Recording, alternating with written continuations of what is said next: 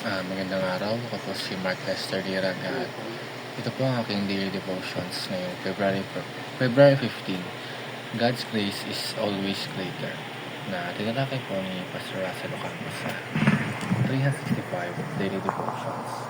Ang topic ngayong araw is tungkol kay Moses and Pharaoh at ang Bible verse ngayong araw ay sa Exodus chapter 5 verse 6 to 9. Sabi po ay, that same day, Pharaoh gave this order to the slave drivers and overseers in charge of the people.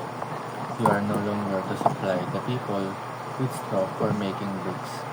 Let them go and gather their own straw, but require them to make the same number of bricks as before. Don't reduce the quota. They are lazy, that is why they are crying out.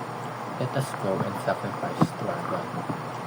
Make the work harder for the people so that they keep working and pay no attention to lies.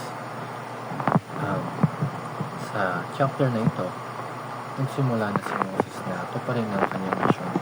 Umarap siya kay Pharaoh at sinabi ang utos ng Diyos, palayain ang Israel. Pero imbis na gumaan ang sitwasyon, lalo itong lumala. Mababasa natin sa Exodus chapter 5 verse 1 na, Thus said the Lord God of Israel, Let my people go, that they may hold a feast unto me in the wilderness. Pero ang sagot ng Pharaoh ay sa verse 2. Ito ay, Who is the Lord that I should obey His voice? I know not the Lord. Hindi lang tumanggi si Pharaoh, lalo pa niyang pinahirapan ng Israel. Pinanagal ang trabaho nila, pero binuwasan ng quota. Parang mas lumala ang problema matapos hindi ni Moses ang Diyos. Dito mapasok ang first teaching. Challenges in life may go worse and worse. Minsan kapag sumusunod tayo sa Diyos, hindi agad gumagana ang sitwasyon. Minsan mas nagiging mahirap pa. Parang si Moses, sumunod siya, pero ang resulta ay mas mabigat na pasanin para sa Israelites. Hindi ibig sabihin na mali ang ginawa mo kapag lumala ang sitwasyon. Minsan, parte ito ng proseso ng Diyos. Ang second teaching, God's grace will prove to be greater and greater.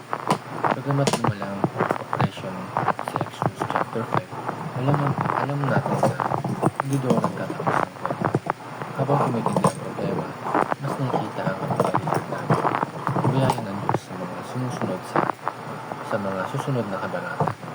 Ang grace ng Diyos ay hindi agad namin nakikita sa simula, pero sa huli, ito ang manakay. Kung gaano kalaki ang pagsubok, mas malaki ang biyaya ng Diyos. At ang last, our faith must grow stronger and stronger. Sa dulo ng chapter, pinukutat at tanong si Moses sa Diyos kung bakit parang hindi kumanda ang sitwasyon. Sa totoo lang, normal ang magtanong. Pero sa gitna ng confusion, kailangan lumago ang ating pananampalataya. Ang faith ay hindi nasusukat kapag madali ang lahat. Nasukat ito kapag mahirap na, pero patuloy ka pa rin nagtitiwala. Ang Exodus chapter 5 ay paalala na ang pagsunod sa Diyos ay